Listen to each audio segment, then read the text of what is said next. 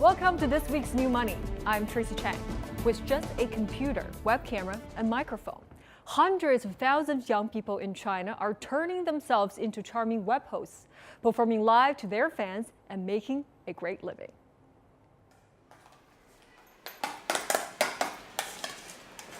26-year-old Chen Mijia once was a self-employed caterer in Guangzhou and earned her living by preparing takeaways and baking cakes at home for nearby communities. But nowadays, she owns a new identity. As soon as she logs onto an online social platform called YY, she turns into a glamorous host, performing live for millions of internet viewers. It all began in February. 我已经很久没有上微博了，然后当时。 I hadn't been on Weibo for a long time when I saw a private message asking, "Are you interested in a part-time job? You can do it at home." I thought working at home sounds good, so I went to see the person for an interview. 然后呢，然后就去找他了，就跟他去面试嘛。 Chen is known as Dami to her audience, and she got hired from that interview. She could choose to do the webcasting in her small study at home. There were no requirements for Dami's attendance, the length and content of her programming, or any definite airing time. Dami earns flowers, lollipops, glow sticks, and bottled perfumes, all virtual from her audience, and those gifts are automatically transformed into cash and paid into her bank account monthly by a computer system. I earned only 1 yuan and 20 cents on the first day of my show. I really had no idea what this was about. Although my company gave me training on using the software, I still didn't know many things on my first day. I didn't know how many people went in to see me and where to check. Nobody talked to me. I asked my boss, "What am I supposed to do?" He said, "Just sing." So I sang a whole night. 就唱了一晚上。 Dami earned just 90 yuan, or about $15 in her first month of webcasting. But by the third, she had made several thousand RMB. Every lollipop given to a host costs a user 10 Chinese cents. YY.com takes 50% of the value, while the rest is split between the web host and her guild on a 70-30 ratio. YY.com made more than 3.6 billion yuan, or $590 million in 2014, more than half of which came from the virtual gifts the users purchased from the platform. The company went on Nasdaq in 2012. YY began as an online gaming company in 2005. It developed an online community for playing Dota, an immensely popular online game that's familiar to millions of Chinese players. Music and entertainment, however, was not something YY founder Li Xueling had intended in the beginning. 就当时是这样的啊，就是我们因为自己都是玩游戏的人啊。 We were all online gamers back then. We found it was really difficult to organize 40 or 50 people playing a game together by typing words during a game, let alone to tell who was typing. So we developed a software program for our own use that one person gave orders, and the rest of the 40 or 50 people listened and followed him. And if you had any emergency, you could jump in to speak. So by organizing gamers in this way, we changed how people played online games. The early developers discovered that some players used the software to sing to their friends on the platform and even compete with each other for fun. 好，那这个时候呢，我们其实就发明了一个给用户。 We invented a function for users to vote for their favorite singers and called it the monthly ballot, meaning you only got to cast one vote per month. But then we found some people wanted to vote multiple times, so they started to buy ballots or pay other people to vote. We even found that some stole other people's IDs to vote. We thought rather than allowing so many identity thefts, why don't we sell them some ballots? 获得哈，那不如干脆卖给他们一些票。 The monthly ballot then became the earliest form of virtual gifts and the business model that YY used to monetize its online entertainment.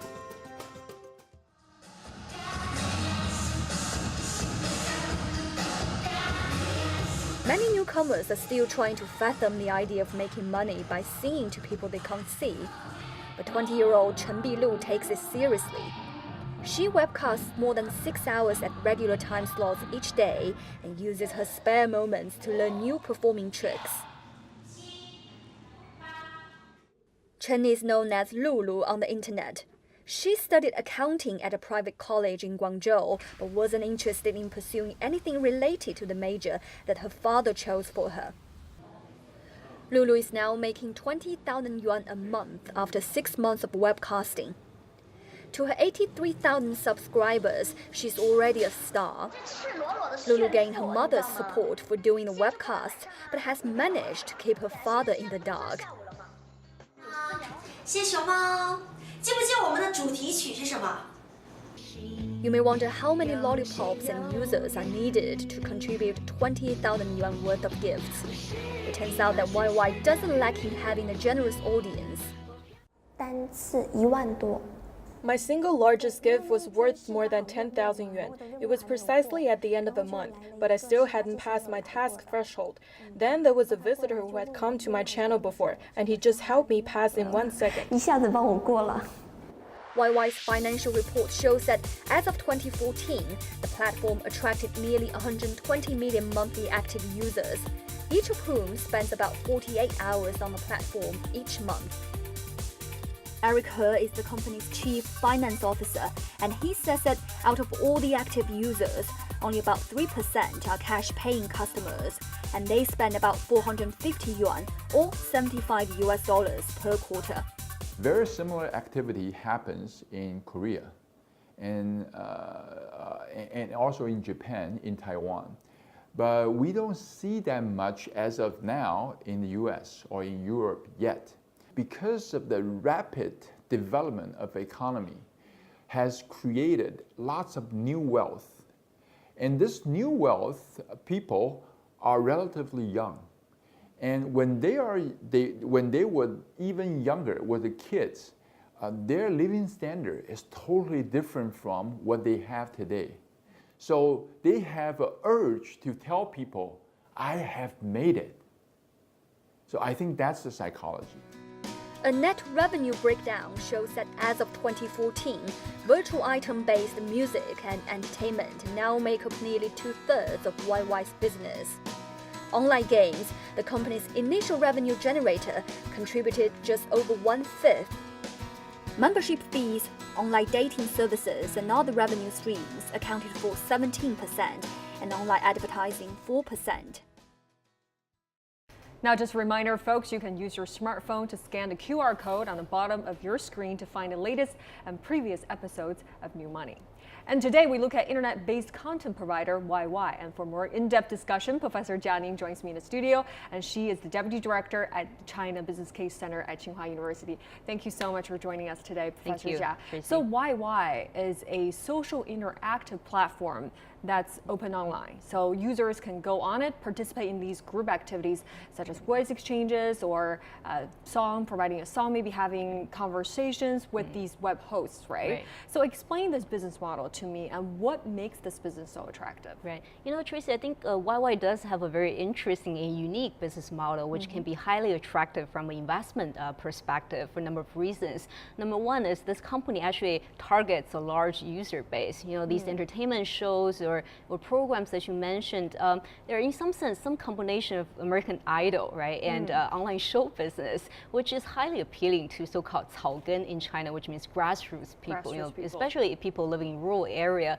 that have very limited access to entertainment offline. And I think another reason why this business is very attractive is because it's a cash flow business. If you think about most internet companies in China, they tend to offer their products and service to end users for free, and they rely heavily on advertisement as main source of revenue. Whereas for YY, this company actually can monetize its user base directly by selling them all these in-channel, virtual items, right? So every show, and they also earn commission on their performers. So every show they put on, they generate positive cash flow. It's very similar to a lot of online gaming companies where the games are free, but in order to advance in the game playing process, you're going to have to pay up to buy all these gears and equipments. But only difference is that this one actually has real people playing with you. That's right, exactly. So if it's a cash flow business, then from investment perspective, this is very attractive, right?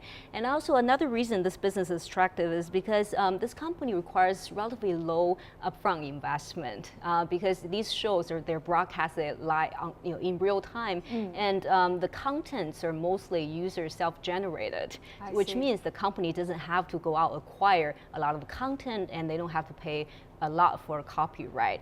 It seems like this company's business model and revenue model has been very well perceived by investors. And as you mentioned, this company went IPO on NASDAQ back in 2012. If you look at this company's stock market performance since then, it was going up pretty steady, right? So it looks like investors in the U.S. they buy the story and they buy into this idea and the revenue model. I see. Right? So Professor Jia, despite all the advantages you just talked about YY, what are the major risks this company is facing? Well, I think this company has at least 4 major risks. The number one is how do you continuously engaging users? This company's revenue model has 2 major input factors. One is the number of users that are on their platform, and second is how much money each user is willing to spend on these in-channel virtual items. So generally speaking, the longer you can keep your end users on the platform, the more likely they'll be willing to spend some money, right. Buying these virtual items.